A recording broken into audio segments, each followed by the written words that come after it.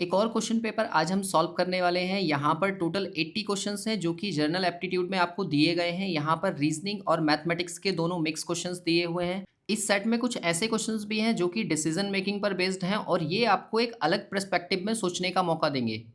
इसमें देखिए question number first जो आपके सामने है उसमें कहा गया है कि सभी सेब जो हैं वो फल हैं और सेकंड दिया हुआ है कि सभी फल जो हैं वो खाद्य पदार्थ हैं। तो आपको बताना है कि जो निष्कर्ष हमें दिया हुआ है कि सभी सेब खाद्य पदार्थ हैं वो सही होगा या नहीं होगा। तो आप ये देखो कि अगर मुझे यहाँ पर देखना हो कि सेब कहाँ है तो वो फर्स्ट स्टेटमेंट में है और जो खाद्य पदार्थ है वो सेकंड में दिया हुआ है। इसका मतलब मुझे इन दोनों को आपस में कंबाइन करना पड़ेगा और कंबाइन करने के लिए मुझे क्या चाहिए, दोनों में एक चीज़ कॉमन, जो कि मुझे फल यहाँ पर कॉमन दिख भी रहा है और यहाँ इसके साथ में ऑल भी है। इसका मतलब ये इससे कैंसल आउट हो जाएगा। तो बचेगा क्या, सभी सेब खाद्य पदार्थ हैं और यही हमें निष्कर्ष में दिख रहा है। इसका मतलब ये सही है और सही है तो हम सी ऑप्शन जो है मार्क करेंगे। इसके बाद देखिए क्वेश्चन नंबर सेकंड को, तो उसमें ये कहा गया है कि एक सीरीज आपके सामने है, उसके इतने टर्म्स का सम निकालना है। अब इतने कितने, यहाँ पर देखो इनफाइनाइट टर्म्स दे रखे हैं तो इनफाइनाइट टर्म का सम आपको यहाँ पर निकालना होगा। और ये जो सीरीज दी है ये किस तरह की सीरीज है, तो इसे देखकर आपको पता लग रहा होगा कि ये गुणोत्तर श्रेणी यानी कि जीपी है। और जीपी के लिए अगर हमें एस इनफाइनाइट निकालना हो तो फॉर्मूला होता है ए अपॉन वन माइनस आर, जहाँ पर आर क्या है, कॉमन रेशियो। तो आप इसमें वैल्यू भर दो। देखो ए की वैल्यू जो है वो पहला टर्म होगा अपॉन वन माइनस, और आर जब हम निकालेंगे तो सेकंड टर्म से फर्स्ट टर्म को डिवाइड करके निकालेंगे तो वो हो जाएगा वन अपॉन फोर। तो इसको आप सॉल्व करोगे तो ये कितना हो जाएगा, थ्री अपॉन फोर, और ये ऊपर चला जाएगा यानी कि फोर बाई थ्री। तो इसका जो करेक्ट आंसर है वो बी ऑप्शन है। मतलब जब भी आपको किसी ज्योमेट्रिकल प्रोग्रेशन यानी कि जीपी का इनफाइनाइट टर्म का सम निकालना है तो आप इस फॉर्मूले को यूज करेंगे। और यहाँ पर याद रखना कि आर की जो वैल्यू है वो वन से बड़ी होगी, सॉरी छोटी होगी। इसके बाद देखिए क्वेश्चन नंबर थ्री को, तो उसमें एक मैथमेटिकल इक्वेशन आपके सामने है और आपसे ये कहा गया है कि बताइए ऑप्शन ए, बी और सी में से कौन से ऐसे साइन हैं जिसे हम इन साइन से रिप्लेस कर दें तो ये इक्वेशन सेटिस्फाई हो जाए। तो उसके लिए हम बी ऑप्शन को ट्राई कर रहे हैं। यहाँ पर देखो, यहाँ दिया है 12 4 2 1 और ये हमें 24 प्रूफ करनी है। और अगर मैं यहाँ पर इंटू का साइन लगा दूँ, यहाँ पर डिवाइड का साइन लगा दूँ और यहाँ फिर से इंटू लगा दूँ, तो देखो क्या बनेगा। यहाँ से 2 से इसको हम डिवाइड करेंगे पहले, क्योंकि बोर्ड मास रूल हमसे कहता है पहले डिवाइड करो। और यहाँ से आ जाएगा 2 और 12 की 2 से इंटू होगी तो 24 आएगा और 24 की 1 से इंटू होगी तो 24 ही आ जाएगा। इसका मतलब बी ऑप्शन जो है ना वो इस इक्वेशन को सेटिस्फाई कर देगा। तो बी ही इसका करेक्ट आंसर है। इसके बाद देखिए क्वेश्चन नंबर 4 को, तो क्वेश्चन नंबर 4 में कहा गया है, एक कथन है आपके सामने कि क्या शैक्षणिक संस्थानों में छात्र संघों के लिए चुनाव आयोजित किए जाने चाहिए। मतलब जो कॉलेज में इलेक्शन होते हैं वो होने चाहिए या नहीं होने चाहिए, इसके बारे में आपसे पूछा है।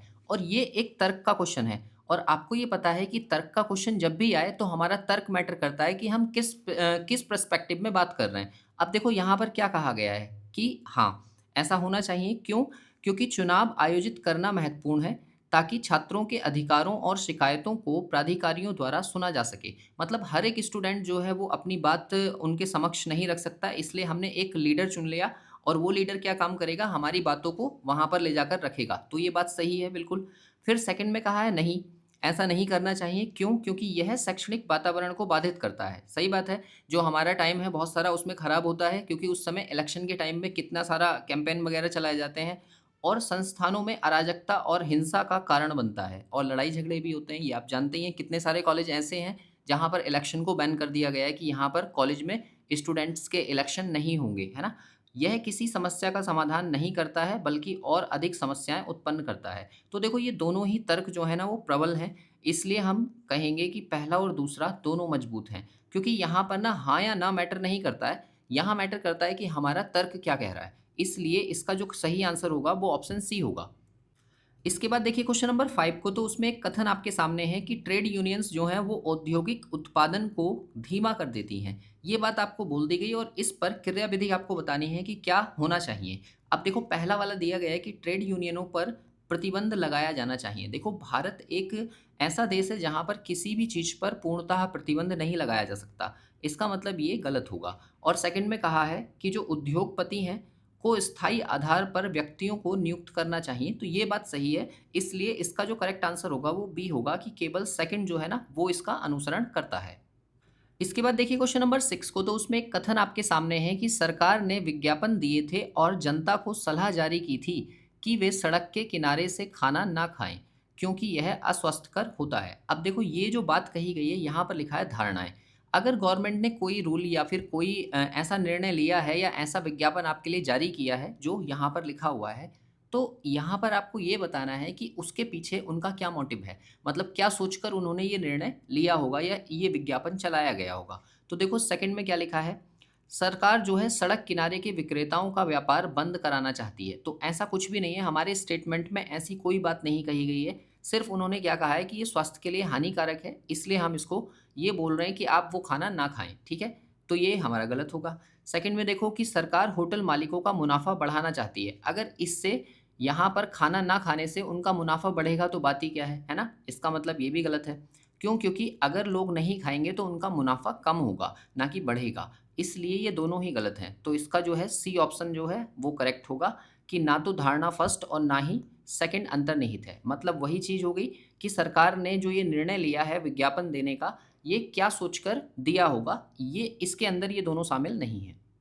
इसके बाद देखिए क्वेश्चन नंबर 7 को, तो उसमें कहा है कबूतर, चिड़िए और कुत्तों के लिए कौन-सा वाला जो आरेख है वो सही होगा। तो देखो कबूतर चिड़िए नहीं होता और चिड़िए कबूतर नहीं होते और ये कुत्ता तो इन सबसे अलग है। इसका मतलब इसका जो करेक्ट आंसर है वो सी ऑप्शन है, जो तीनों के तीनों अलग-अलग बनेंगे।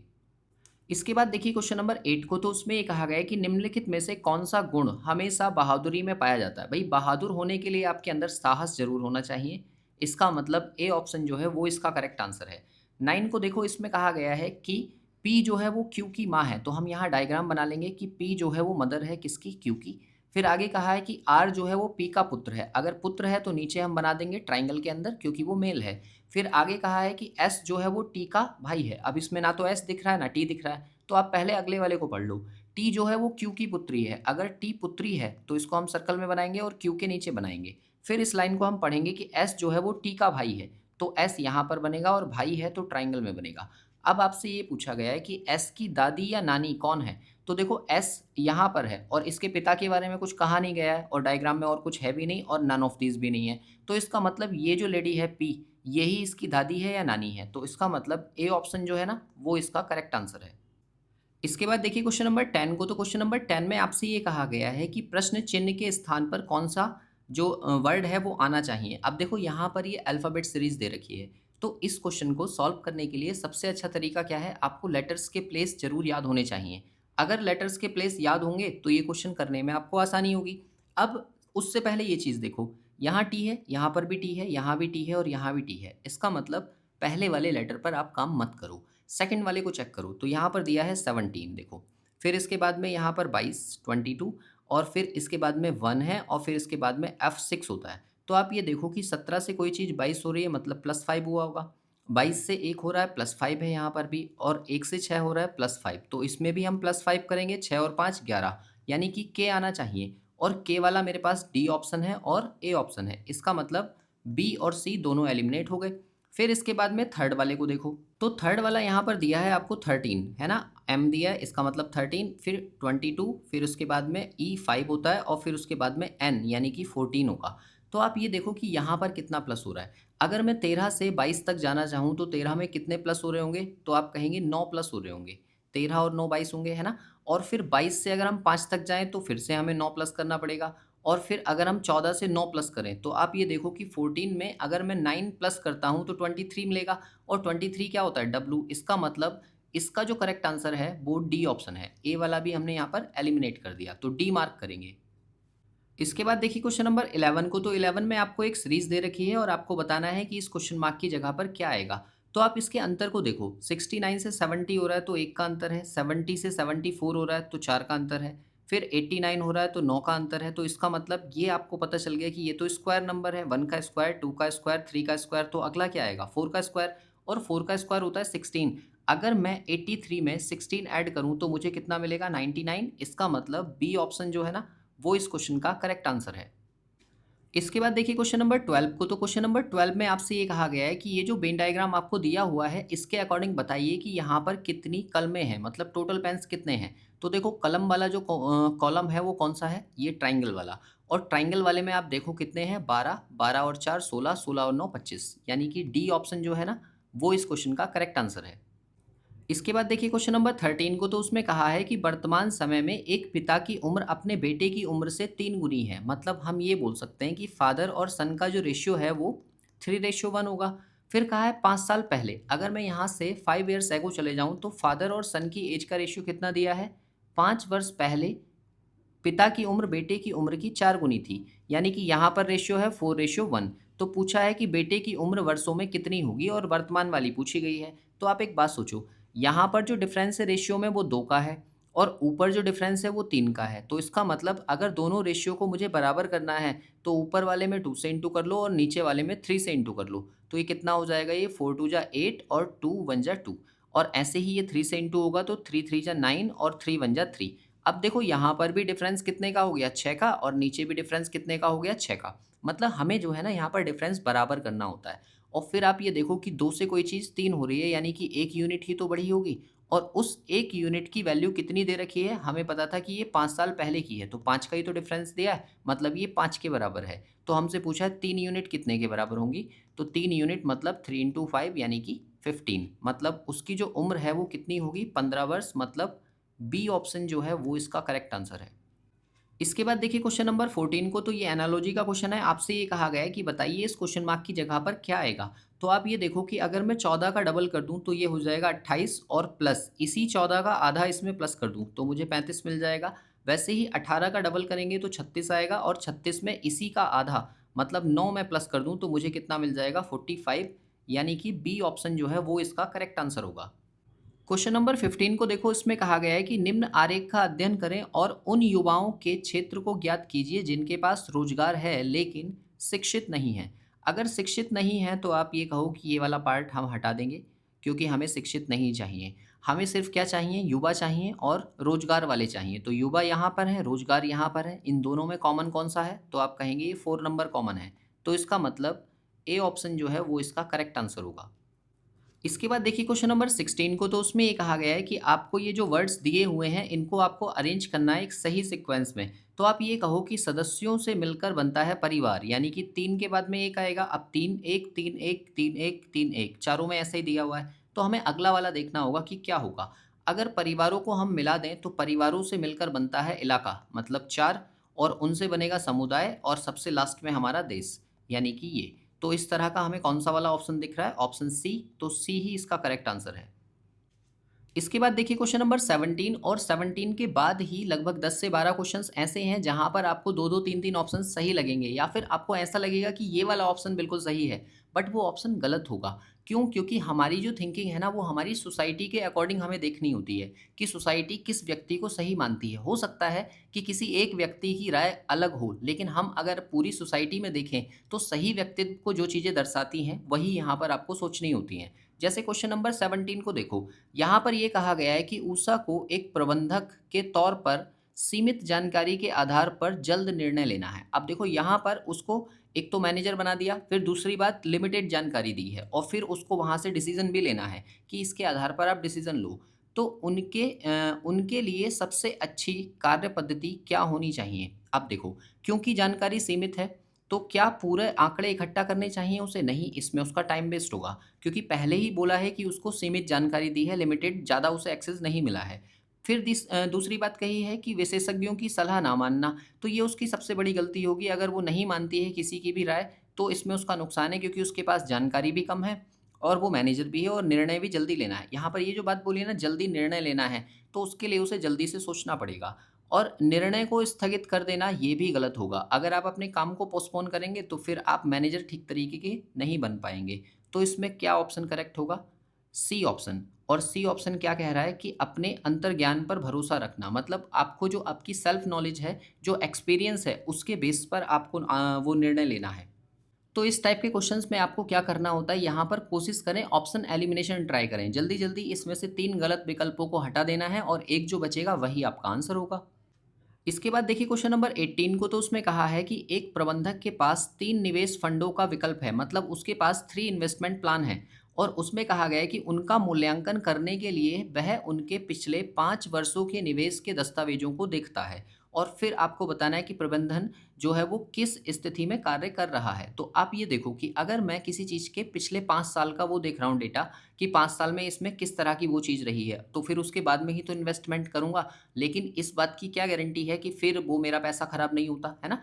तो यहाँ पर वो क्या कर रहा है, वो जोखिम उठा रहा है, ठीक है? तो इसका मतलब बी ऑप्शन लगाएँगे। जब कभी भी इन्वेस्टमेंट की बात हो ना, तो आप समझ जाना रिस्क फैक्टर वहाँ पर आएगा ही आएगा। तो यहाँ पर वो क्या उठा रहा है, जोखिम उठा रहा है, तो बी ऑप्शन जो है वो करेक्ट है। इसके बाद देखिए 19 को, इसमें कहा है कि एक निर्णय को जो किसी अप्रत्याशित परिस्थिति से निपटने के लिए लिया जाता है, कहलाता है। तो देखो, इस तरीके की स्थिति से निपटने के लिए वो क्या कहलाएगा, संकट निर्णय यानी कि क्राइसिस डिसीज़न उसको कहेंगे हम। क्वेश्चन नंबर 20 को देखो, तो इसमें कथन एक दिया है और फिर उसका रीज़न दिया हुआ है और आपको बताना है कौन-सा सही है। तो देखो, पहले वाले को अगर हम पढ़ें, कार्बन डाइऑक्साइड में वृद्धि के कारण ध्रुवीय बर्फ पिघल जाएगी। तो देखो, आपको ये पता होगा कि ग्लोबल वार्मिंग का जो मेन कारण है वो कार्बन डाइऑक्साइड और मीथेन गैस ही है, और इन दोनों के साथ में ग्लोबल वार्मिंग बढ़ रही है और कारण उसका दिया है कि वैश्विक तापमान बढ़ेगा यानी कि ग्लोबल वार्मिंग बढ़ेगी। तो आपको पता है ये दोनों ही सही हैं। कार्बन डाइऑक्साइड ग्लोबल वार्मिंग का कारण है और ग्लोबल वार्मिंग बढ़ेगी, उसके कारण ध्रुवीय बर्फ जो है ग्लेशियर्स पिघल रहे हैं। तो इसलिए ये दोनों सही हैं और ये इसकी सही व्याख्या भी कर रहा है। तो ए विकल्प जो है ना, वो इसका करेक्ट आंसर होगा कि असर्शन एंड रीज़न दोनों सही हैं और रीज़न जो है वो असर्शन का सही एक्सप्लेनेशन भी है। इसका मतलब ए विकल्प सही है।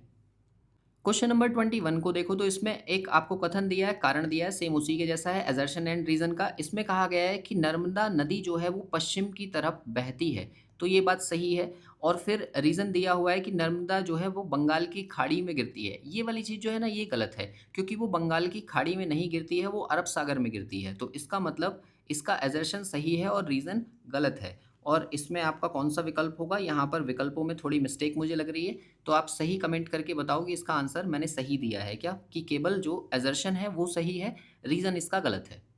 इसके बाद देखिए क्वेश्चन नंबर 22 को, तो उसमें कहा है कि निम्नलिखित में से संवेगात्मक बुद्धिमत्ता के किस आयाम में व्यक्ति का अपनी भावनाओं को समझना और पहचानना सम्मिलित है। तो फीलिंग्स को जब भी समझने की बातचीत आएगी ना, तो वो सेल्फ अवेयरनेस से ही आएगी। मतलब बी ऑप्शन जो है ना, वो इसका करेक्ट है। मतलब आत्म जागरूकता, भावनाओं की पहचान इसी स्टेज में होती है।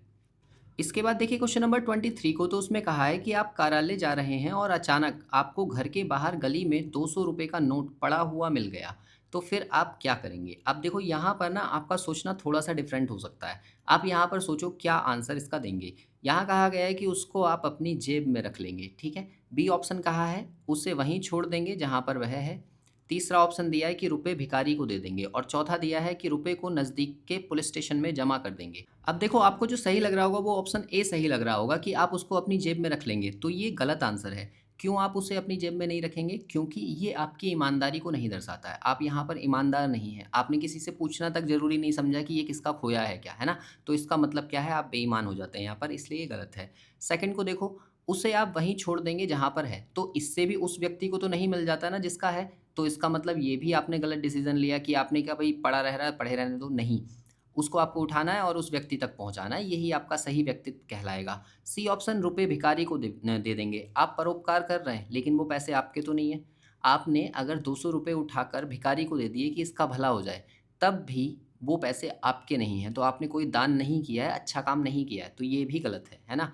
और सही ऑप्शन कौन-सा है कि रुपए जो है नज़दीक के पुलिस स्टेशन में आप जमा कर देंगे। तो ये एक सही जो आंसर है वो ये है। हालाँकि कुछ भी आप इसमें सोच सकते हैं कि पैसे तो फिर भी नहीं पहुँचे, बट ईमानदारी तो यही है कि आप उन पैसों को कहाँ पहुँचा देंगे? पुलिस स्टेशन के किसी व्यक्ति की अगर कंप्लेन आती है कि मेरे पैसे खोए हैं, तो उसको ये वापस दिए जा सकें। तो डी ऑप्शन जो है वो इसका सही आंसर है। इसके बाद देखिए क्वेश्चन नंबर 24 को, तो उसमें कहा है उपलब्ध विकल्पों में सर्वोत्तम विकल्प का चयन करना कहलाता है निर्णय लेना, है ना? भाई कोई भी अगर आप डिसीज़न ले रहे हैं तो वो क्या है, एक तरीके से सर्वोत्तम विकल्प कहलाएगा। तो सी ऑप्शन जो है वो इसका करेक्ट आंसर है। इसके बाद देखिए क्वेश्चन नंबर 25 को, तो उसमें कहा है यह माना जाता है कि उच्च संवेगात्मक बुद्धि वाले व्यक्ति हमेशा अनुकूलनशील नहीं हो सकते, क्योंकि ऑप्शन ए को देखो, यहाँ पर क्या है कि वे मनोदशा में बदलाव के प्रति अधिक संवेदनशील होते हैं। ज़ाहिर-सी बात है, पहले ही संवेगात्मक बोला है तो संवेदनशील तो हो गई। संवेगात्मक मतलब एकदम से गुस्सा हो जाना या फिर एकदम से इमोशनल हो जाना। उस टाइप का व्यक्ति संवेदनशील तो कहलाएगा ही, तो ऑप्शन तो इसका पहला ही सही है। सेकंड में कहा है कि अन्य लोग संभवतः उन्हें अनदेखा कर देंगे, तो ये गलत होगा। इसलिए वो ऐसे अनुकूलनशील नहीं होते हैं कि कोई मुझे इग्नोर कर देगा, जबकि कारण कुछ और है क्योंकि वो क्या है, संवेदनशील हैं। वे अपने बारे में उच्च राय रखते हैं, ऐसा भी नहीं है। किसी भी व्यक्ति को देख कर ना आप तुरंत जज ना करें कि ये व्यक्ति जो है अपने आप को ज़्यादा स्मार्ट समझ रहा है या इस तरह का। हो सकता है उसका पर्सपेक्टिव कुछ और है और आप किसी और दूसरे पर्सपेक्टिव में सोच रहे हैं, है ना? तो सी ऑप्शन क्या है, ये कि वे अपने बारे में उच्च राय रखते हैं, तो ये गलत होगा। और वे अपने आप को औरों से उच्चतर मानते हैं। ये दोनों ऑप्शन एक जैसे ही हैं, तो ये भी आपका गलत होगा। यहाँ पर भी अगर आप ऑप्शन एलिमिनेशन ट्राई करें ना, तो आप देखो एकदम से अनदेखा करना, ये वर्ड नेगेटिव है, इसको आप हटा दो, है ना? और उच्च राय रखना, ये घमंड को दर्शा रहा है, उच्चतर मानना, ये भी घमंड को दर्शा रहा है। तो ये तीनों ऑप्शंस जो है ना, इसी बेस पर एलिमिनेट हो जाएँगे। तो मतलब एक ही ऑप्शन आपका सही होगा, ऑप्शन ए, क्योंकि वो क्या होते हैं, सेंसिटिव होते हैं, इसलिए ए विकल्प इसका सही है।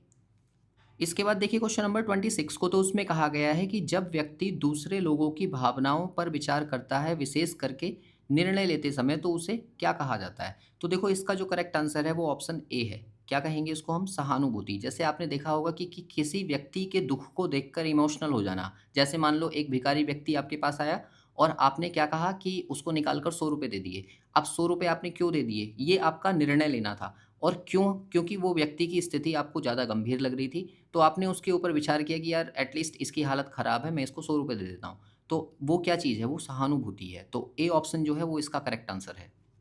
इसके बाद देखिए 27 को, तो उसमें कहा है निम्नलिखित में से कौन-सा चिंतन का तत्व नहीं है? मतलब एलिमेंट नहीं है, ये आपको बताना है। तो इमेजेस नहीं है या कॉन्सेप्ट नहीं है या लैंग्वेज नहीं है। तो आप कहेंगे कॉन्क्रीट थिंकिंग, यानी कि ये जो है ये थिंकिंग का एक प्रकार है और बाकी के तीनों एलिमेंट हैं। तो इसका मतलब डी ऑप्शन जो है वो इसका करेक्ट आंसर है।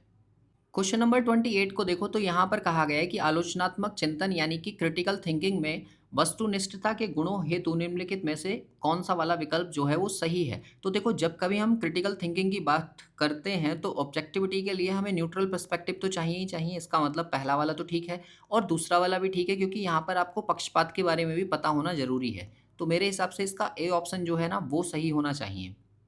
क्वेश्चन नंबर 29 को देखो, इसमें कहा गया है कि आप एक ऐसे कार्यस्थल पर कार्यरत हैं जहां आपके काम का शेड्यूल बहुत ज़्यादा बिजी है और आपका जो प्रेमालाप है वो ऐसे व्यक्ति के साथ है जो आपको समय नहीं दे पा रही है। मतलब आपका जो अफेयर है वो एक ऐसे व्यक्ति के साथ में है जो आपको टाइम नहीं दे रहा है। तो आपकी प्रतिक्रिया क्या होगी? पहला, आपसे कहा गया है कि आप निराश हो जाएंगे। बी ऑप्शन आपसे कहा गया है कि आप कुसमायोजित होंगे और उसे छोड़ने का प्रयत्न करेंगे। सी ऑप्शन दिया है कि आप उससे गुणवत्ता समय के लिए पूछेंगे और तब निर्णय लेंगे कि संबंधों को आगे कैसे बढ़ाया जाए, ठीक है? और डी ऑप्शन कहा गया है कि आप अपने आप को कमज़ोर व बेकार समझने लगेंगे। तो देखो पहला वाला और डी वाला ये दोनों तो एलिमिनेट हो जाएँगे। क्यों हो जाएँगे? पहले में कहा है कि आप निराश हो जाएँगे। देखो निराश होना इसका सॉल्यूशन नहीं है, आपको कोई ना कोई एक्शन तो ज़रूर लेना पड़ेगा। इसका मतलब पहला तो गलत है। और डी वाला क्यों गलत है? क्योंकि आपने अपने आप को कमज़ोर और बेकार समझ लिया, तो ये भी नेगेटिव है। इसका मतलब ये वाला भी गलत होगा। और बी वाले को हम इसलिए एलिमिनेट कर देंगे, यहाँ पर कहा है कि छोड़ने का प्रयत्न करेंगे। भाई पहले आप उसके कारण को जानने की कोशिश करेंगे, तब कोई निर्णय लेंगे। इसका मतलब सी ऑप्शन जो है वो करेक्ट हो जाएगा कि आप पहले पूछेंगे और तब निर्णय लेंगे कि आगे उस संबंध को चलाना है या नहीं चलाना है। तो इसका जो सी ऑप्शन है वो इसका करेक्ट आंसर होगा।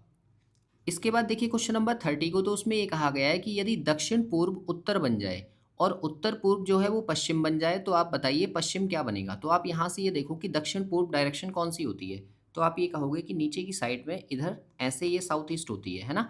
और इसको हम क्या बना रहे हैं? उत्तर। तो उत्तर तो ऊपर होता है, ये नॉर्थ है। तो मतलब इसको हमने इधर तक घुमा दिया, तो ये 135 डिग्री एंटी क्लॉकवाइज घुमाना पड़ेगा। तो पूछा गया है कि पश्चिम को क्या कहेंगे? तो पश्चिम डायरेक्शन ये वाली होती है और इसको मैं 135 डिग्री एंटी क्लॉकवाइज अगर घुमा दूँ, तो मुझे किधर पहुँचना होगा? साउथ ईस्ट में। यानी कि इसका जो करेक्ट आंसर है वो साउथ ईस्ट है, मतलब दक्षिण पूर्व। नंबर 31 को देखो, तो यहाँ पर आपसे ये कहा गया है कि अंग्रेजी डिक्शनरी के अकॉर्डिंग इन सबको आप अरेंज करके बताइए कि ये कैसे आएँगे। तो आप ये देखो कि यहाँ सब में 2 लिखा हुआ है और अगर 2 लिखा है तो यहाँ 1 लिखा है, तो आप पहले यही चेक करो कि पहले और दूसरे में से पहले कौन-सा आएगा। तो यहाँ लिखा है PRE, यहाँ लिखा है PRA, तो A पहले आता है, E बाद में आता है, मतलब 2 नंबर वाला पहले आएगा। तो डी ऑप्शन हमने एलिमिनेट कर दिया। फिर इसके बाद में देखो यहाँ 1 लिखा है, यहाँ 1 लिखा है, यहाँ 5 लिखा है। तो आप ये चेक करो कि 5 पहले आएगा कि 1 पहले आएगा। तो यहाँ लिखा है 5 में PRE और 1 में लिखा है PRE। फिर उसके बाद में A है और यहाँ पर C है, तो A वाला पहले आएगा, मतलब 1 नंबर वाला पहले आएगा। तो C ऑप्शन भी एलिमिनेट हो गया। फिर उसके बाद में ये देखो यहाँ 5 लिखा है और यहाँ 3 लिखा है। तो आप 3 में और 5 में देखो पहले कौन-सा आएगा। तो यहाँ लिखा है PREC, PREC। इसके बाद में यहाँ ई दिया हुआ है और यहाँ पर आई दिया है, तो आपको पता है कि ई पहले आएगा, आई बाद में आएगा, मतलब 5 नंबर वाला, तो ए ऑप्शन जो है ना, वो इसका करेक्ट आंसर होगा। एक-एक करके ऑप्शन एलिमिनेट आपको करने हैं यहाँ पर। इसके बाद देखिए क्वेश्चन नंबर 32 को, तो ये भी एक अच्छा सवाल है। देखो ध्यान से समझो कि आपके बहुत करीबी रिश्तेदार ने आपको अपने विवाह समारोह में नहीं बुलाया, ठीक है? ऐसी स्थिति में आप क्या करेंगे? तो देखो पहला ऑप्शन है कि वैवाहिक समारोह में शामिल हो जाएँगे, मतलब बुलाया नहीं है फिर भी आप चले जाएँगे। बी ऑप्शन का है कि पूरे मामले को नज़रअंदाज कर देंगे, मतलब इग्नोर कर देंगे, भाई ठीक है नहीं बुलाया मत बुलाओ। फिर सी ऑप्शन देखो कि उसे शुभकामनाएँ देंगे, कि आप उसे विशेस भेज देंगे कि भाई अच्छा हो, मुबारक हो, आपकी शादी हो गई। और डी ऑप्शन उसके विरुद्ध खड़े होंगे। अब आपने उससे जो है जलन करनी स्टार्ट कर दी कि बोले भाई ये व्यक्ति बहुत बुरा है, अब मैं इसके अपोज़ में हूँ, ठीक है? तो आप ये बताओ इन चारों में से कौन-सा विकल्प सही होगा? तो देखो ये जो सोशली एक ऑप्शन है वो सी ऑप्शन इसका करेक्ट होगा। आप कुछ भी सोच सकते हैं बट आपको पेपर में ये क्वेश्चन मार्क करना है, ये विकल्प मार्क करना है कि उसे आप क्या करेंगे? विशेष भेजेंगे, उसे नहीं बुलाया कोई दिक्कत नहीं है, आप एक अच्छे व्यक्ति होने के नाते उसे शुभकामनाएँ भेजेंगे। इसके बाद देखिए क्वेश्चन नंबर 33 को, तो उसमें ये कहा गया है कि उस बॉक्स का चयन कीजिए जो अनफोल्ड यानी कि ये ओपन डाइस हमें दिया हुआ है, इसको मोड़कर नहीं बनाया जा सकता। तो आप एक बात सोचो, यहाँ पर हम अपोजिट अगर देखें तो ए किसके अपोजिट होगा? सी के। ऐसे ही डी किसके अपोजिट होगा? एफ के अपोजिट होगा। तो बी किसके अपोजिट होगा? ये ई के अपोजिट होगा। तो यहाँ से हमें अपोजिट फेस तो मिल गए। अब हम चेक करेंगे कि क्या इनके बेस पर ऑप्शन एलिमिनेट हो रहे हैं? तो देखो पहले वाले में देखो, सी अगर ऊपर है तो ए नीचे आ सकता है, डी इधर है तो पीछे एफ जा सकता है और यहाँ पर बी है तो पीछे ई जा सकता है। इसका मतलब ये तो बन जाएगा, इसके तो चांसेस हैं। अच्छा बी को देखो, तो यहाँ पर बी अगर ऊपर है तो ई नीचे आना चाहिए, जबकि ई इसके पास में है। मतलब कहने का ये है कि ये वाला कभी नहीं बनेगा और ये नहीं बनेगा, तो हमें नहीं बनाने वाला ही ढूँढना था। इसका मतलब बी ऑप्शन ही इसका करेक्ट आंसर है। इसके बाद देखिए 34 को, तो 34 में आपसे ये कहा गया है कि निम्नलिखित में से कौन-सी पूर्ण संख्या है? पूर्ण संख्या होती है परफेक्ट नंबर, और परफेक्ट नंबर की ये पहचान होती है कि उसके जितने भी फैक्टर्स हैं, उसको छोड़कर वो उन सब का सम जो है उस नंबर के बराबर होता है। इसका क्या मतलब है? देखो जैसे 6 है, तो 6 के फैक्टर्स क्या आएँगे? 1 आएगा, 2 आएगा और 3 आएगा, और 6 अपने आप में खुद है। तो इस नंबर को छोड़कर बाकी के जो बचे हुए नंबर्स हैं, अगर मैं उनको प्लस कर लूँ, तो प्लस करने के बाद मुझे 6 ही मिल जाना चाहिए, तो वो मेरा परफेक्ट नंबर कहलाएगा। और इनमें से कौन-सा परफेक्ट नंबर है? 28। 28 क्यों है? देखो, यहाँ से आप ये देखो कि 28 के फैक्टर्स क्या-क्या होंगे? 1 होगा, 2 होगा, फिर उसके बाद में 4 से कट जाएगा, फिर 7 से, फिर 14 से और फिर 28 से। अब 28 को छोड़कर बाकी के जितने इसके फैक्टर्स हैं, उन सब का सम करो, तो 14 और 7 21 और 4 25 और 2 27 और 1 28। इसका मतलब इसके बाकी के सभी फैक्टर्स का सम इसके बराबर आ गया। इसका मतलब यही जो है हमारा परफेक्ट नंबर है। तो 28 इसका आंसर है।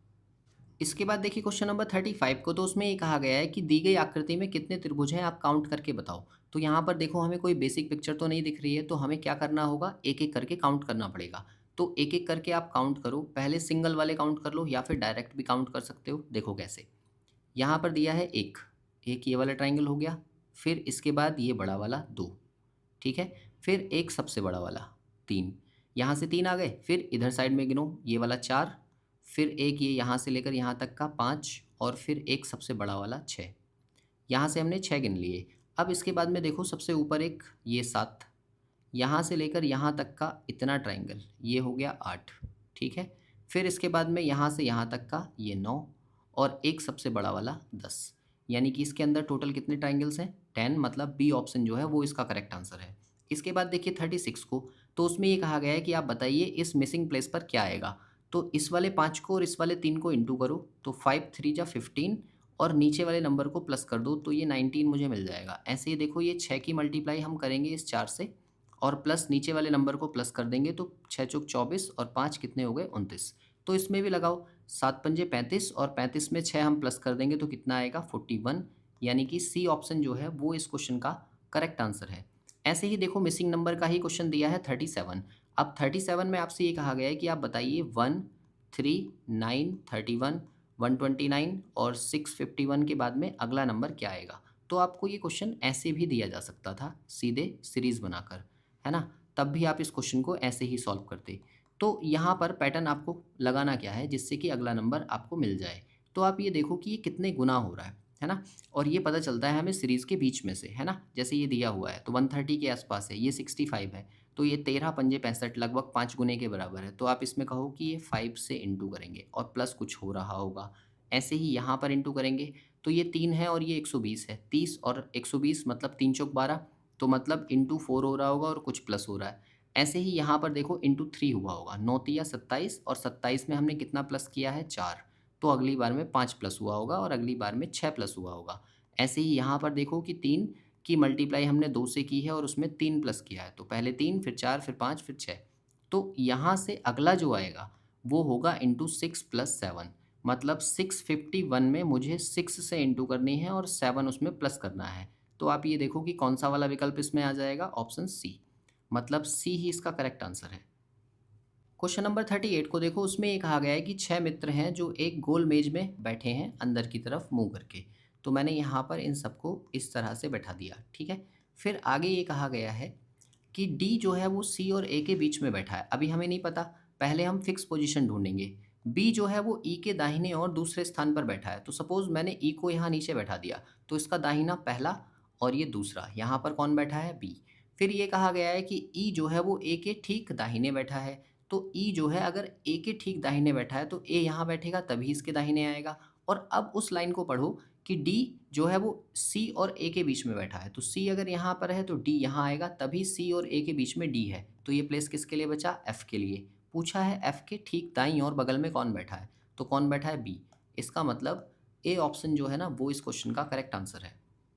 इसके बाद देखिए क्वेश्चन नंबर 39 को, तो उसमें कहा है कि 1 और 17 के बीच की सभी अभाज्य संख्याओं से पूरी तरह से विभाजित होने वाला नंबर कौन सा है। तो देखो कुछ टीचर्स बताते हैं कि 3-3 का पेयर बनाओ और उनको माइनस कर दो और वो कट जाएगा 7 से, 13 से और 17 से, है ना। लेकिन यहाँ पर आप देखो ऐसे ही ऑप्शंस दिए हुए हैं जो लगभग सेम सेम मैच कर रहे हैं ना, तो इसमें हम वो ट्रिक नहीं लगा सकते। तो फिर हम क्या करेंगे, देखो 1 और 17 के बीच में 2 मिलेगा मुझे, 3 मिलेगा, फिर 5, फिर 7, फिर 11 और फिर 13। ये जो नंबर्स हैं ये सारे प्राइम हैं और हमें चेक करना है कि इन्हीं से कटने वाले जो नंबर है वही वाला हमारा आंसर है। तो आप एक बात सोचो, अगर कोई संख्या 2 से कट रही है तो उसका यूनिट प्लेस 5 तो नहीं होगा, ना ही 3 होगा। इसका मतलब डी और ए को हमने एलिमिनेट कर दिया। ये दोनों हो सकते हैं 0-0, ठीक है। लेकिन फिर इसके बाद में आप चेक करो किसी और का रूल। हमने 3 का रूल भी पढ़ा है कि संख्या के अंकों का योग 3 से कट जाना चाहिए। तो ये 4 और 4 8, 8 4 12, 12 और 4 16, 16 तो 3 से कटेगा ही नहीं। इसका मतलब ये भी एलिमिनेट हो गया। तो हमारे पास कौन सा ऑप्शन बचा, ऑप्शन सी, और सी ही इसका करेक्ट आंसर है। इसके बाद देखिए क्वेश्चन नंबर 40 को, तो उसमें कहा है दो क्रमागत विषम पूर्णांकों के वर्गों के मध्य का अंतर हमेशा किससे विभाजित होगा। तो आप ये देखो क्रमागत नंबर कोई भी विषम मैंने दो ले लिए, 1 और 3, इसका भी स्क्वायर, इसका भी स्क्वायर, इसका स्क्वायर आएगा 1 और इसका स्क्वायर आएगा 9, दोनों को माइनस करें तो कितना आएगा 8, मतलब 8 से हमेशा कटेगा। तो डी ऑप्शन जो है ना वही हमारा करेक्ट है। इस टाइप के क्वेश्चंस को जब भी आप सॉल्व करें तो आप एग्जाम्पल्स कंसीडर कर लें। जैसे विषम संख्याओं का आता है या सम संख्याओं का आता है तो आप इन्हें कंसीडर करें और एग्जाम्पल रख के उसको चेक करके देखें कि हमेशा की बात हो रही है ना, तो हमेशा मतलब हर दो कंटिन्यूस आने वाले नंबर्स में ये लागू होगा। इसका मतलब डी ऑप्शन ही इसका करेक्ट आंसर है। इस वीडियो में हम 40 क्वेश्चन ही रखते हैं क्योंकि टोटल 80 क्वेश्चंस हैं और 40 क्वेश्चंस अभी लगभग हो चुके हैं। वीडियो की लेंथ काफ़ी लंबी हो जाएगी, इसलिए बाकी के 40 क्वेश्चंस करेंगे इसके बी पार्ट में। अगर किसी क्वेश्चन में आपको डाउट है तो आप नीचे कमेंट कर सकते हैं। बाकी उत्तराखंड के किसी भी एग्जाम की अगर आप तैयारी कर रहे हैं तो डिस्क्रिप्शन चेक करें, वहाँ पर बहुत सारा डेटा आपके लिए अपलोड किया हुआ है।